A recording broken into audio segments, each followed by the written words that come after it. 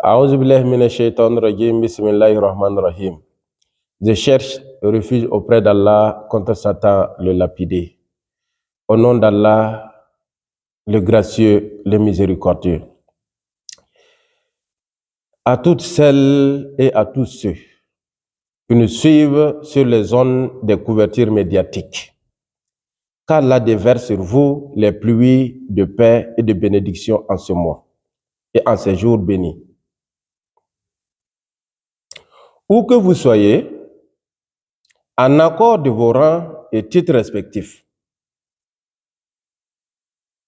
la salutation fraternelle de l'islam vous est abondamment souhaitée sur ce. Assalamu alaikum wa rahmatullahi wa barakatuhu. Aujourd'hui, nous allons continuer avec le programme de la séance passée.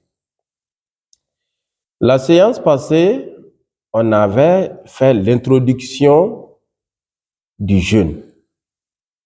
On avait étalé devant vous l'introduction du jeûne ou du ramadan. Et vers la fin, nous avons apporté ce qu'on appelait l'étude de comparaison des religions. Donc, par rapport au jeûne. Voilà, Inch'Allah, pour ce programme-ci, nous allons nous atteler, juste un peu seulement, brièvement, au niveau de l'hindouisme, du judaïsme et du christianisme, la façon de leur jeûne. Ok, comme étant ainsi, l'islam vis-à-vis des autres religions, comme l'islam est une religion parfaite en son genre. Donc nous revenons maintenant dans le cas de l'hindouisme. Comme dans de nombreuses religions, le carême est aussi pratiqué dans l'hindouisme. Dans la religion hindoue, jeûner n'est pas une obligation, mais un acte moral. Pendant le carême, dans l'hindouisme, il est permis de boire de l'eau, de manger des fruits, mais par contre, tout ce qui est cuit du feu ou de la marmite est interdit d'en consommer. En conclusion, le jeûne au carême hindou est une abstinence partielle du repas et de l'eau.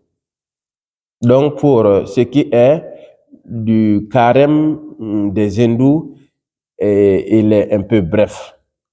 Nous revenons maintenant au niveau de l'hindouisme.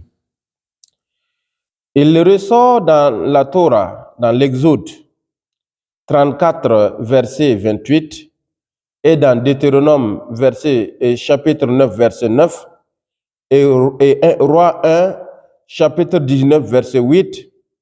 Voilà, pour ce qui ressort dans Exode 34, chapitre 34, verset 28, il est dit que Moïse a jeûné pour une période de 40 jours. C'est la même référence encore qui revient au niveau de Deutéronome, chapitre 9, verset 9. Roi 1, chapitre 19, verset 8, il est dit que Élie jeûna 40 jours avec un repas. Donc, telle est un peu la description du jeûne juif. Esther annonça son jeûne spécial en 3 jours et 3 nuits.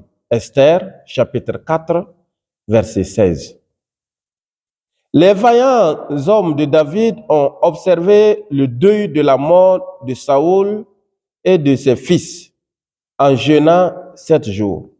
Donc, dans cette référence, on a Chronique 1, chapitre 10, verset 12. Les types de jeûne dans le judaïsme. Et là, lorsque vous allez prendre les références, Inch'Allah, dans ces fouilles-là, vous parviendrez à avoir la source même de ces informations. Daniel aperçut la révélation. Daniel aperçut la réalisation et la signification de sa vision. Il continua son carême partiel pour 3 semaines. Donc, on a Daniel, chapitre 10, versets 2 à 3. Alors, la présente pratique parmi les Juifs est de jeûner 24 heures le jour de la rédemption. Ceci est un carême ou jeûne spécial exceptionnel. On ne mange rien. Donc, pour ce qui est du judaïsme, avec ses références, on a ces matières. Dans le christianisme, il est dit que le Seigneur Jésus-Christ, qui a adopté le pas de Moïse, ou qui est le Messie de Moïse, est resté dans le désert ou dans le Sahara sans rien à manger pendant 40 jours. Pour ce qui est de cette référence, nous avons Matthieu chapitre 4, verset 2, Marc chapitre 1, verset 13 et Luc chapitre 4, verset 2. Il a également attiré l'attention des trois aspects des attitudes chrétiennes dans son sermon sur la montagne. Matthieu chapitre 6, verset 1 à 18. On a également toujours le jeûne dans le christianisme, Matthieu 9, chapitre 14. On a Matthieu 9, c'est-à-dire chapitre 9, verset 14, Marc chapitre 2, verset 18 à 20, et Luc chapitre 5, verset 33, et Luc chapitre 18, verset 12. Dans l'observation de la nature, il en ressort un point saillant, digne de méditation. Dans l'étude des animaux, certains animaux domestiques s'abstiennent de manger afin de restaurer leur métabolisme. Cette habitude instinctive est aussi causée par la nature. Les animaux qui se nourrissent de la proie peuvent aller 6 jours sans rien avoir à manger. Cela est étrange. Cependant, que la nature requiert une période de repos pour le système digestif. Pour d'autres créatures vivantes, alas de Phalas, et l'homme, maître et importante créature de Dieu sur la terre avec but déterminé, a oublié cette discipline pour son propre bien. Selon Hisham, c'est-à-dire Ibn Hisham, l'historien, la tribu de Quraysh se retirait dans la grotte de Hira pour les dévotions religieuses durant le mois de Ramadan, c'est-à-dire abstenir du sexe, etc., etc., etc. Ce mois de Ramadan n'était pas considéré sacré parmi les mois sacrés dans le calendrier islamique que l'on connaît. C'est-à-dire, nous avons 4 mois sacrés dans le calendrier musulman. On avait Zul Qa'ada, Zul Hijja, Muharram et Rajab. Le mot Ramadan est un nom arabe ou un mot arabe, mais le même nom était connu comme Natak. Le nom était connu comme Natak avant l'islam. Donc nous avons comme source Fathul Bayan, dans le recueil de Fathul Bayan. Selon le lexicon Lane, le Ramadan signifie de chaleur incorporée. En arabe, Lorsqu'on dit Ramadan Salimon veut dire que l'effort intérieur du jeûneur s'est intensifié en chaleur et en soif. Le sens du mot de Ramadan est attribué à ce mois parce que, premier point, jeûner dans ce mois béni déclenche et enclenche une chaleur due à la soif. Ça, c'est le premier point. Le deuxième point, ce qui fait que le mois de Ramadan a été attribué. L'attribut Ramadan a été attribué pour ce mois, telles-ci sont les causes, ou ceci sont les causes. Deuxième point, l'adoration dans ce mois béni dissipe et dilate les traces des péchés de l'homme. Troisième point, pour le sens de ce mois, pour le sens de ce mois béni, qui vient s'incorporer avec les 4 mois pour faire 5 mois bénis. La chaleur nécessaire de l'amour pour le Créateur et ces créatures génèrent et jaillissent dans les cœurs des fidèles qui sont rattachés au jeûne. Alhamdulillah. Donc, nous avons observé ensemble le jeûne dans l'hindouisme, le jeûne dans le judaïsme, le jeûne dans le christianisme, selon les sources de référence. Le jeûne en islam, comme nous le disons, l'islam étant une religion parfaite, une religion qui englobe toutes les religions.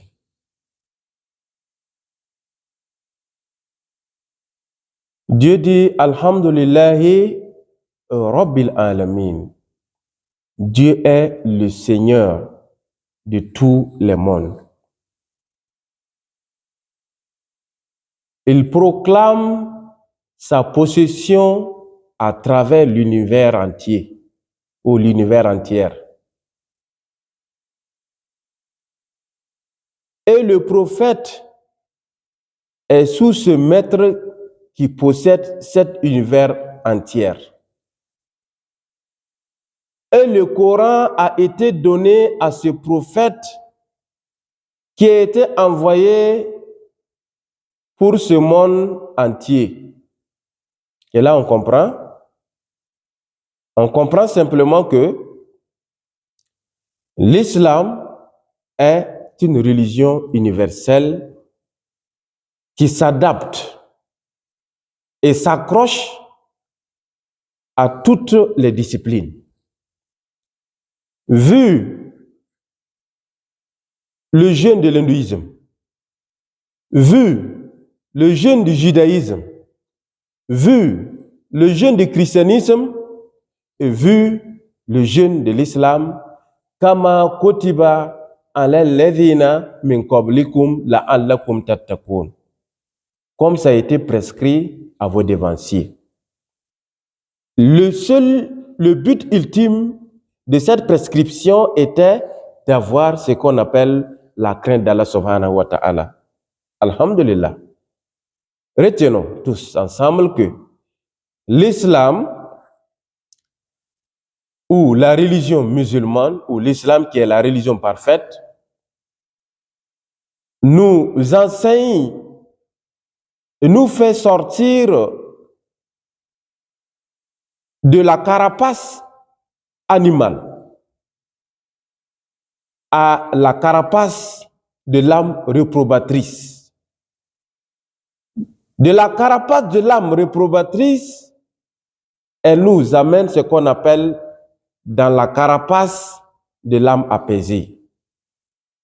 C'est-à-dire de l'état animal à l'état moral, et juste de l'état moral, il nous jette, et l'islam nous projette maintenant dans la gnose de la spiritualité, à ce que le fidèle devient un grand dévot d'Allah subhanahu wa ta'ala.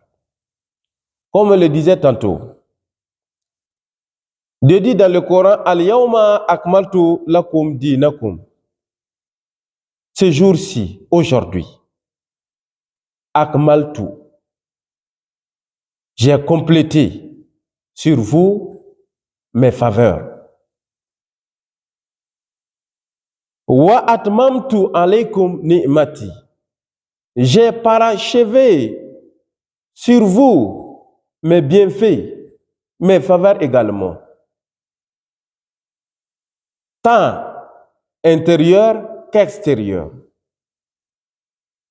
Tant apparente que cachée. Ici, nous revenons à travers cette comparaison que tout ce que nous avons observé à travers le jeûne de l'hindouisme, le carême du judaïsme, le carême du christianisme et le carême de l'islam.